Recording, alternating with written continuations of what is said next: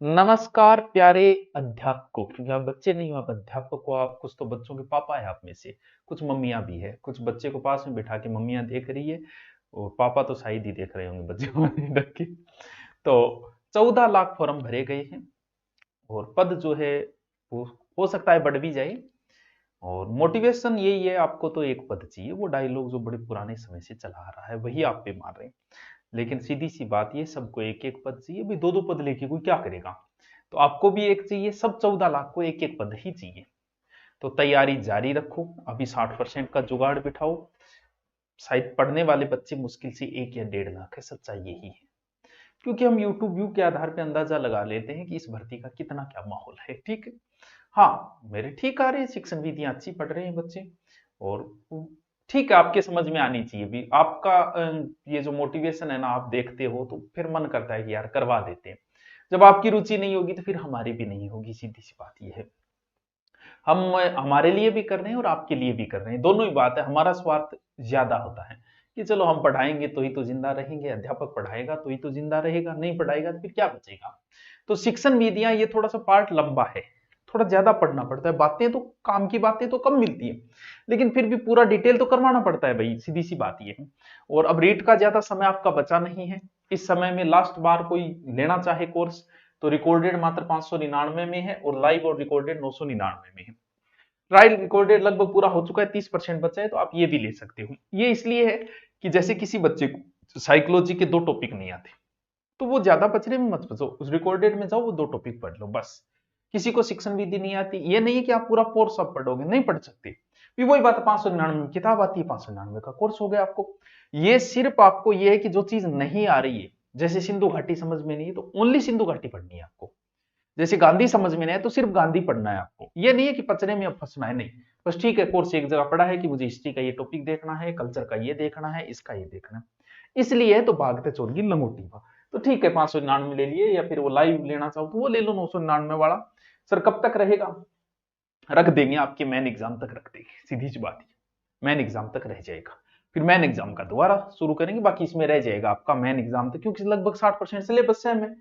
अब हमारा क्या चल रहा था, शिक्षण विधि चल रही थी। शिक्षण विधि में मैंने आपको क्या करा दिया, हम आपको सबसे पहले हमने आपको क्या किया था हाँ, सुनना। ठीक है, सुनने के बाद में सर फिर तो बोलना, क्योंकि सुनेगा तो ही तो बोलेगा। हमने सुनना और बोलना तो सीख लिया। अब हमें क्या सीखना है, अब हमें पढ़ना सीखना है, पठन। और पढ़ने के बाद में सीखना है बच्चों लिखना। यानी मैं एक एक इसका एक पार्ट डाला था, ये दूसरे पार्ट में करवाया मैंने।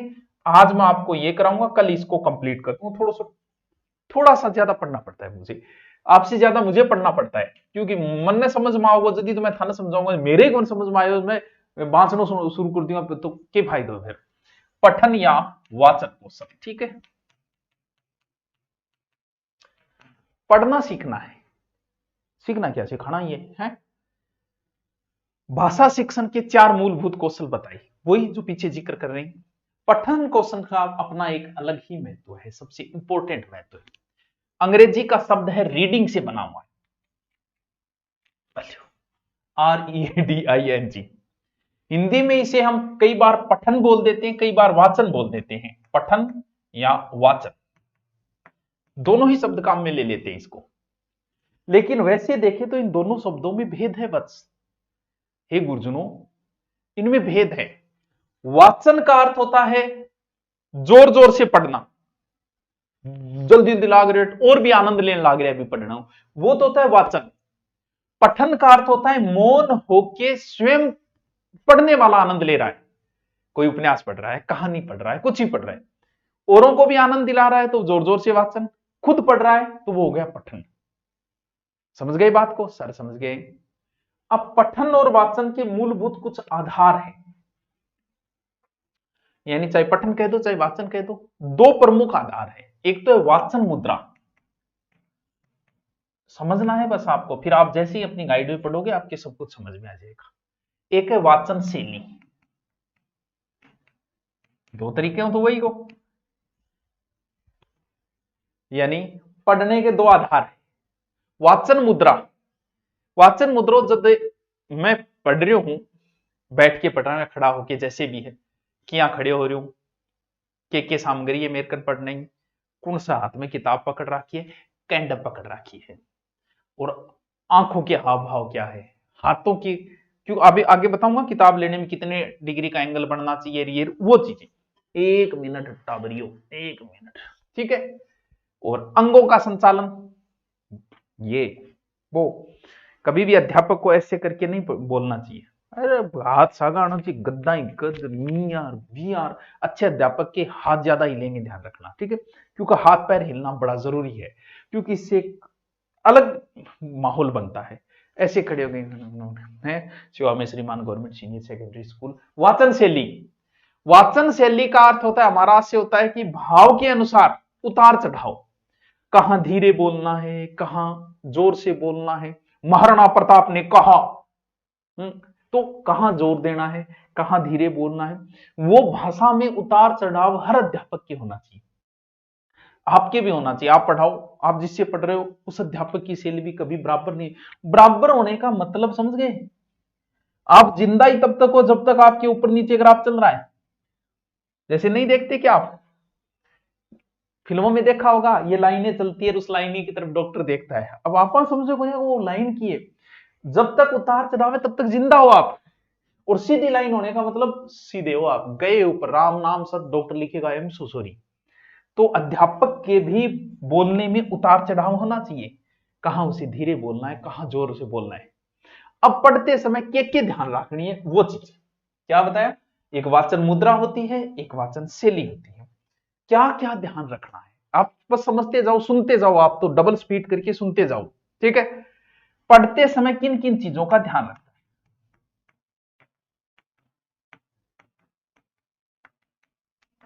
ठीक है, ठीक है, ठीक है, आगे चल मास्टर।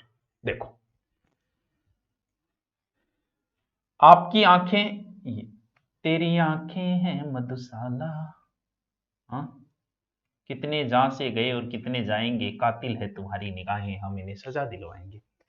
आपकी आंखें और किताब के बीच में ये है बुक, इसके बीच में 1 फुट की दूरी तो होनी चाहिए, 1 फुट इतो सो, क्योंकि ज्यादा नजदीक नहीं होना चाहिए, ज्यादा दूरी भी नहीं होनी चाहिए, क्योंकि ज्यादा दूरी होगी तो आपको ध्यान लगाना पड़ेगा आंखों से, इससे आंखें खराब होती है। जैसे गाड़ी में बैठ के आप मोबाइल चलाते हो, चैट करते हो, तो मोबाइल चलाना आप कुछ देख रहे हो वो ठीक है, चैट करते हो तो आपको बड़ा ध्यान आंखों पे लोड पड़ता है, तो ज्यादा दूरी भी नहीं होनी चाहिए, नजदीक भी नहीं।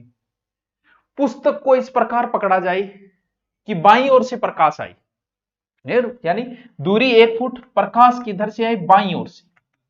वैसे जब भी आप किताब आपके रूम में भी पढ़ते हो तो बहुत सी भाग भंगिमाएं डिपेंड करती है, कमर हमेशा आपकी सीधी रहनी चाहिए पढ़ते समय, सेल्फ स्टडी के समय। सीधी कमर से आप 8 घंटे भी बैठ सकते हो, लेकिन आप कमर मोड़ के यहां बैठोगा नहीं तो आपका शरीर दुख पाता है, और शरीर दुख पाते ही आपको परेशान कर देगा शरीर। रीड का अर्थ होता है सीधा, हमेशा सीधे बैठिए। प्रकाश कहां से आ रहा है वो ध्यान जरूरी है, बुक के ऊपर पढ़ना चाहिए, आपकी आंखों पर पढ़ना कोई जरूरी नहीं है। कुछ लैंप रखते हैं तो वो बुक, हमें तो बुक देखनी है, मैं आंखों, तो हमारी आंखों पे लोड नहीं पड़ना चाहिए, बुक के ऊपर सीधा प्रकाश पड़ना जरूरी होता है। और अगर ऐसे एकदम नीचे करके ऐसे पढ़ते हो तो आंखों पे लोड पड़ता है, तो इस वजह से आंखें जल्दी खराब हो जाती है। तो एंगल एकदम सही, ऐसे एंगल होना चाहिए हमेशा। पढ़ने की गति न तो ज्यादा जल्दी व न धीरे, आंखों को या फिर एकदम ना ज्यादा जल्दी ना धीरे, मन आराम से पढ़ो। और पाठ का आरंभ एंड अंत ये दोनों स्लो गति से होने चाहिए, फिर रगड़ दो भले। शुरुआत में बहुत धीरे धीरे मंद गति से होने चाहिए, बीच में आपका उतार चढ़ाव सब आएगा, और अंत भी हमेशा एकदम मंद गति से होना चाहिए। पाठ का आरंभ और अंत साइलेंट धीरे से, बाकी चल रहे। उच्चारण आपका एकदम शुद्ध होना चाहिए, स्पष्ट। आप कोनी क्या बोल रहे हो अगला समझ में कोनी, ठीक है। और पढ़ते समय मुख के भाव भी झलकने चाहिए, आप कोनी के मुंह लटका गेर पढ़न लाग रहे, एक बार एक लोमड़ी थी, वो इधर उधर भटक रही थी, उसे एक अंगूर दिखाई दिया, अच्छा अंगूर दिखाई थी, तो क्या करना है आपको, आपके मुख से भी दिखना चाहिए कि अंगूर दिखो, उसे अंगूर दिखाई दिया, मुख से झलकना चाहिए कि वास्तव में अंगूर दिखे। क्यों, तो ये अध्यापक की एक लक्षण है, इससे क्या है, बच्चे को पढ़ने में रुचि बनती है। अब बात यह कि इनकी उद्देश्य क्या है भाई, वाचन की उद्देश्य क्या है, क्यों पढ़ाया जाएगा आपको, क्यों जरूरी है भाई। पढ़ोगा जदि तो स्वर व्यंजन आरो अवरो सीखोगा, और जब आछो पढ़ोगा जदि तो श्रोता ने मंत्र मुग्ध कर सकोगा। भाई कथा सुना रहे, एक बाबा कथा सुना रहे, नींद आ रही है, एक बाबा कथा सुना रहे, नींद सारसा रही को नहीं, ये आपके बोलने पे डिपेंड करता है, ठीक है। और जब वो आप पढ़ोगे तो ही तो उसके भाव को समझ पाओगे, तो भाव को भी समझाना होता है, सार्थक शब्दों के अर्थ भी आपको समझाना होता है। क्यों ये उद्देश्य, या मैं ये कह दूं कि पठन का अर्थ ग्रहण करने में पेपर क्या महत्व है, छोटी छोटी बातें हैं, यहां से प्रश्न तो पूछेगा तो भी आप कर दोगे। पढ़ने से आपने क्या लिखा है वो सामग्री को आप समझ पाओगे, भाव को समझ पाओगे, क्या कहना चाह रहा है वो समझ पाओगे। क्यों, प्रश्न पढ़ने के बाद ही तो उत्तर दे पाओगे। शब्दों से परिचित होंगे, लोकोक्ति मुहावरों से आप परिचित होंगे, साहित्यों से आप परिचित तभी होंगे जब आपको पढ़ना आएगा। यति गति लय आदि सीख पाओगे किससे, पढ़ना आएगा तभी। संधि समास उपसर्ग कद सीख पाओगे, पढ़ना आएगा तो ही सीख पाओगे। इसलिए पढ़ाई का बड़ा ही महत्व है, तो पढ़ना आना आपको बहुत जरूरी है। अब है कि इन वाचन के कितने भेद हैं, हम भेदों को देखते हैं। इन भेदों को दो भागों में बांटा गया, वाचन बोल लो, वैसे तीन आधार पे मुख्यतः हम दो पढ़ते हैं। इसमें क्या है, एक तो है पाठकों के आधार पे। पाठकों का मतलब क्या हो गया, हम पढ़ने वाले हमारे आधार पे। एक अभिव्यक्ति के आधार पे, पढ़ना चल रहा है। एक सामान्य आधार, सहस्वर और मौन वाचन, एक सामान्य आधार। यानी पढ़ने का मुख्य रूप से तीन आधार बताए गए, वाचन के तीन भेद बताए गए। एक तो पाठकों के आधार, अब एक एक हम उठाएंगे। जैसे पाठकों के आधार दो प्रकार से, बस समझते जाना आप। पाठक मतलब आप, एक आप हो यानी व्यक्तिगत, ठीक है, एक सामूहिक। समझे बात, केवल एक व्यक्ति, जैसे या फिर शिक्षक बच्चों के बीच बात हो रही, वो सामूहिक। या पूरी कक्षा में चल रही पढ़ाई, पढ़ो भाई, वो क्या होता है सामूहिक। बहुत से नॉर्मल शब्द है, शब्दों से पहचान जाओगे।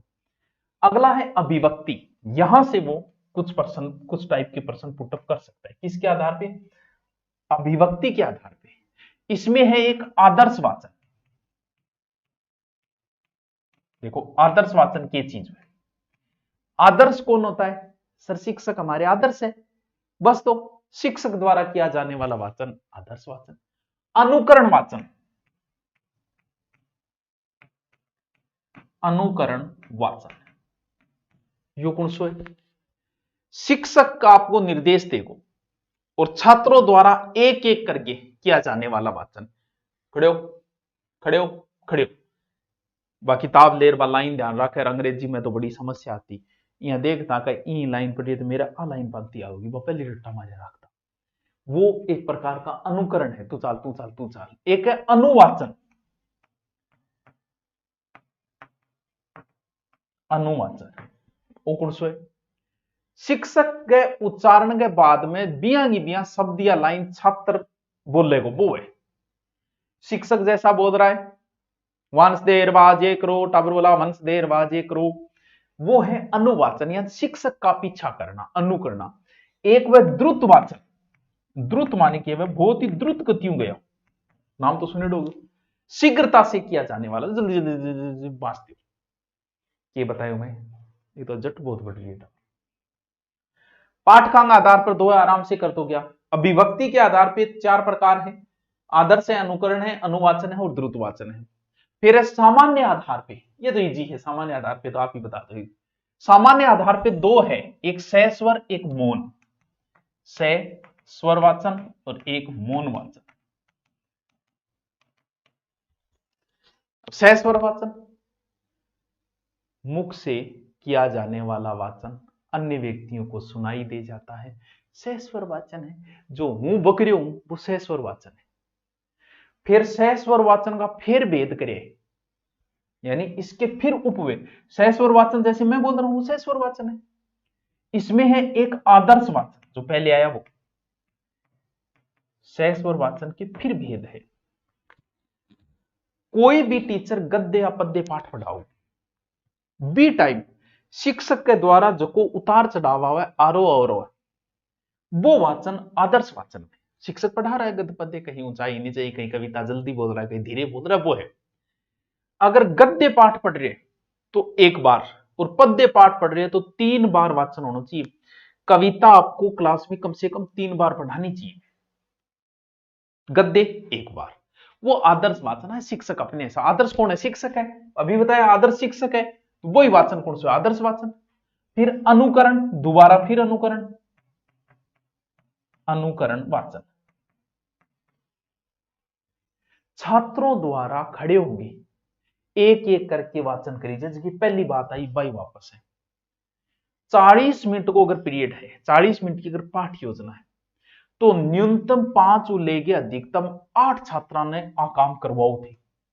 भी रोज रोज तो हम नहीं कर सकते, लेकिन कम से कम 5 और 8 छात्रा ने वो अनुकरण वाचन जरूर कराओ। समझे? अनुकरण मतलब एक एक टावर पढ़ रहे वो, और अनुकरण वाचन पहले बढ़िया जो इंटेलिजेंट टावर बीक नु कराओ, जगह की भाषा शुद्ध है, क्लास में आवाज पूरी सुन दिया, बोलने में स्पष्ट हुए, बिन के करवाओगा पहले करो। समझ गया? यानी सहस्वर वाचन में आदर्श वाचन, अनुकरण वाचन, आ दोनों आगे टेम कुछ सावधानियां रखनी है। वह देखो के बठू के तो कोई प्रश्न पुटअप करती, यानी इन दोनों वाचनों के समय कुछ सावधानियां रखनी। क्या क्या सावधानियां रखनी है बच्चों? बस देखते जाओ थे तो मन देखो सही, आवाज सुनो। ये वाचन हमेशा सहस्वर वाचन खड़े होके किया। आने गुरुजी मैं बैठे बैठे वाच दू मरू, खड़े होके, यानी हमेशा खड़े होके होना चाहिए क्लास में। चाहे टीचर है, टीचर भी हमेशा खड़े होके होना चाहिए। पुस्तक किस हाथ में होनी चाहिए? बाएं हाथ में। पुस्तक हमेशा बाएं हाथ में, ध्यान रखनी है। आंख और पुस्तक की दूरी 1 फुट 12 इंच या 30 सेंटीमीटर, जो भी ठीक है। पुस्तक सीधी हथेली पर 45 डिग्री को कोण बनाते, आंख को नहीं पढ़ना यार, 45 डिग्री का कोण बनाते हुए पुस्तक पकड़ी जानी चाहिए। अटो कई बार की वैका अगलो प्रश्न पूछ लेनी, थोड़ी समस्या बढ़ जाए आपने। पुस्तक पकड़ते समय कोण नहीं, हाथ के कोण को सही स्थिति में 135 डिग्री लगभग, और आरोह अवरोह पूर्वक होनी चाहिए। ध्यान में रहे जी, ध्यान में रहे जी। पुस्तक सीधी हथेली 45 डिग्री का कोण बनाते नहीं, कितो डिग्री बना वो थे देख लिया। कोण हीरो 135 डिग्री के हिसाब से, ठीक। अगला है फिर समवेत वाचन।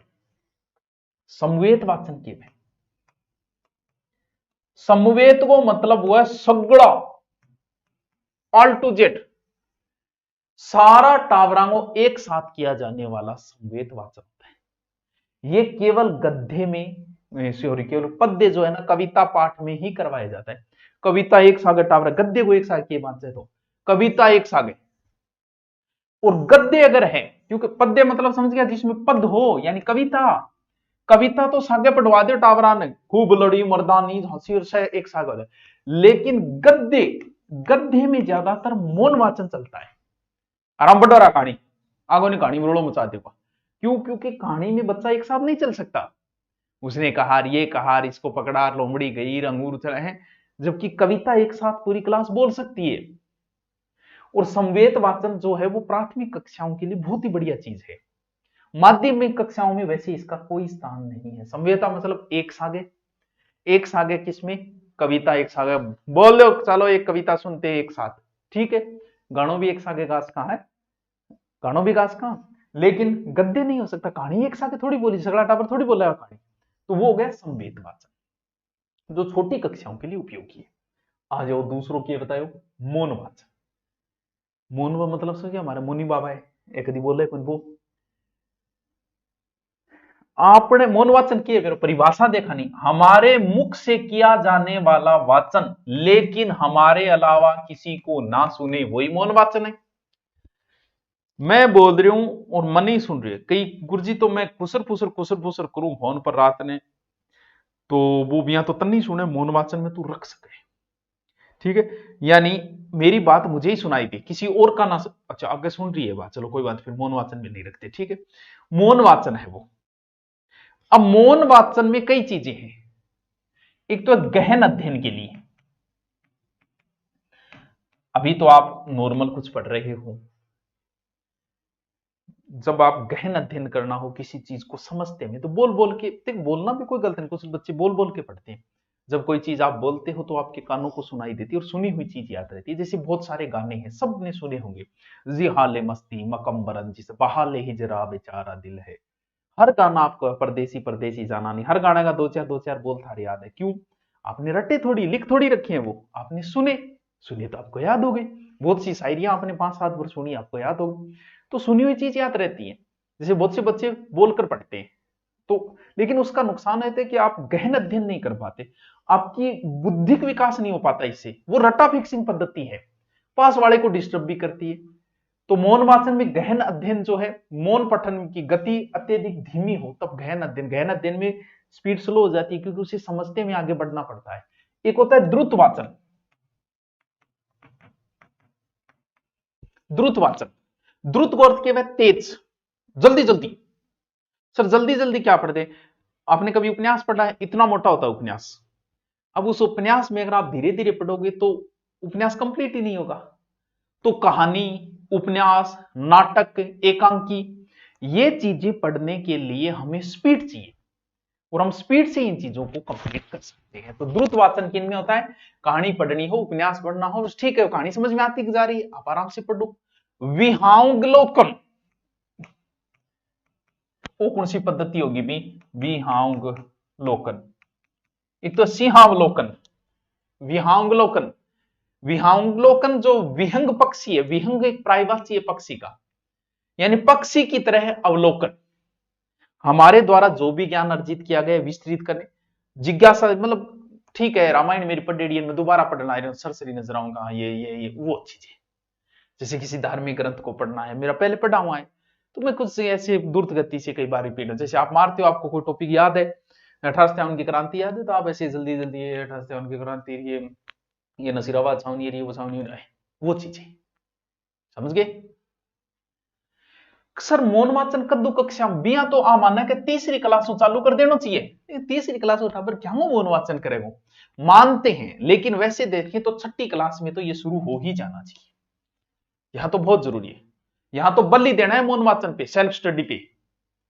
और मौन वाचन की शुरुआत में सहस्वर वाचन में करी जाए बाद में।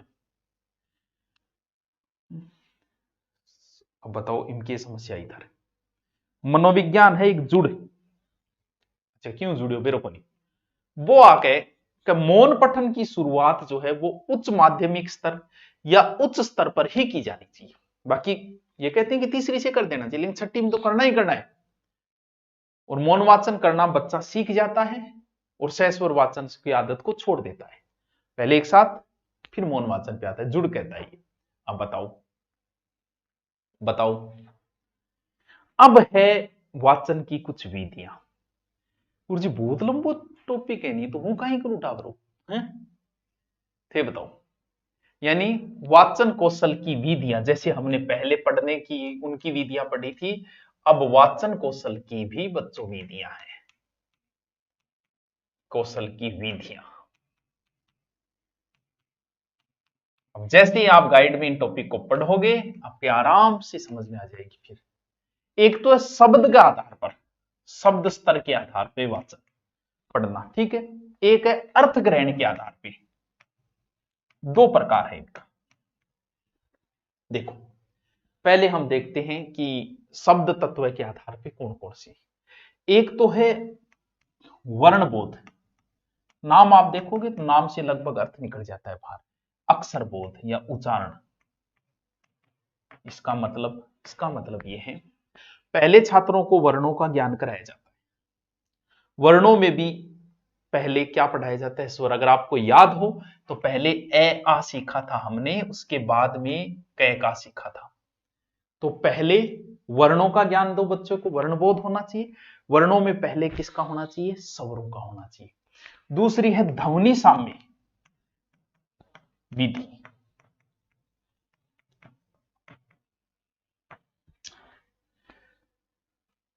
ध्वनि का बच्चे को पता होना चाहिए। पहले सेम ध्वनि वाले साथ में पढ़ाओ, जैसे राम नाम काम साम, गरम धरम चरम, यानी केला ठेला मेला रेला। हाँ, यानी एक जैसे शब्द बच्चे को एक साथ पढ़ाओ, वो है ध्वनि साम्य विधि। तीसरी भाषा यंत्र या स्वरोच्चारण विधि। स्वरोच्चारण विधि अक्सर जो भी है ये शब्दों को उनकी स्वर ध्वनि के अनुसार पढ़ाया जाता है। ठीक है, कैसे? बारखड़ी, कै का की कू के कई को कंके, वो होता है स्वरोच्चारण। सारे स्वरों की अब कर दो उच्चारण, कै का की ख खा कू बैची जा। ये तो है शब्दों के आधार पे। अगला है अर्थ ग्रहण के आधार पे। वो देखते हैं अर्थ ग्रहण के आधार पे कई बार प्रश्न पुटअप बंदा कर भी ले। हूं तो सागे सागे लिख रही हूं, थारा समझ में आ रही है को नहीं आ रही वो तो थे जानो भाई, मन की करो। नंबर एक, अब अर्थ को ग्रहण करना है। शब्द तो सीख लिया, अब अर्थ ग्रहण करना है शब्दों का। इसे हम कहेंगे, पहली विधि है देखो कहो विधि। देखो कहो विधि, यहां से कई बार प्रश्न तब कर लेता है, या शब्द विधि कह सका, पद विधि कह सका। ठीक है, देखो कोई भी शब्द है उससे संबंधित चित्र दिखाया जाता है और उस शब्द का ज्ञान करवाया जाता है। चित्र के नीचे वस्तु का नाम लिखा होगा। वो कौन सी विधि है? देखो कहो विधि। धीरे धीरे सीख जाता है बच्चा इनसे, बाकी थोड़ी लेंथ हर चीज का नहीं करवाया जा सकता। वाक्य विधि है, वाक्य विधि कह के बच्चे ने शुरुआत में वाक्य हुई ही वाचन करवाना चाहिए, लंबे लंबे वाक्य। और इस विधि को मनोवैज्ञानिक भी माना है, यानी पहले होना चाहिए वाक्य। वाक्य मतलब राम आम खाता है, वो एक वाक्य है। फिर बिगमाओ शब्द, यानी राम आम खाता है। पहले तो वाक्य तैयार करवाओ, वाक्यों के बाद में शब्द पर आओ, शब्द के बाद में वर्ण पर आओ, और फिर बच्चा वाचन को अभ्यास कराओ। ये अच्छी विधि और मानी गई है, हम तो इस विधि से कभी पढ़े नहीं। बाकी ये सबसे अच्छी की वाक्य विधि, पहले वाक्य बताओ, फिर उसके शब्द बताओ, फिर उसके वर्ण बताओ, और मनोवैज्ञानिक विधि मानी गई है ये। अगली है कौन सी? कहानी विधि। कौन सी विधियों पढ़ाओ? कहानी विधियों। नाम से भी बेरोचान लग रहे। छोटे छोटे वाक्यों की कहानी बनाओ, चार टाम बनाओ, चित्र में बनाओ, छोटे बच्चों के समक्ष प्रस्तुत कर दो। शिक्षक उस कहानी को कक्षा में कहता है, कौए की है तो कौए की कहानी आ गई, और शाम पट लिखवाता है, वाचन करवाता है। जैसे कागलई बा कहानी आ गई, कंकड़ गिरना की बेबीसी।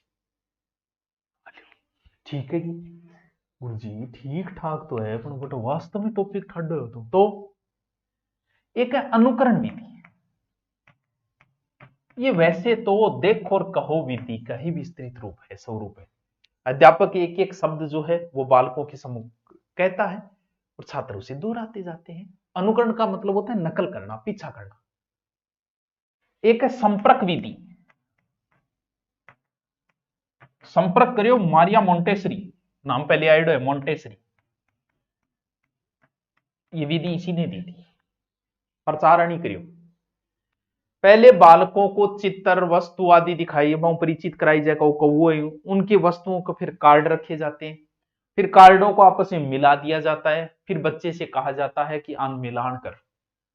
वो भी पढ़ाने की एक विधि है। बस बताओ बताओ, ये कौन समझ में आया? यहां तक नहीं आया क्या?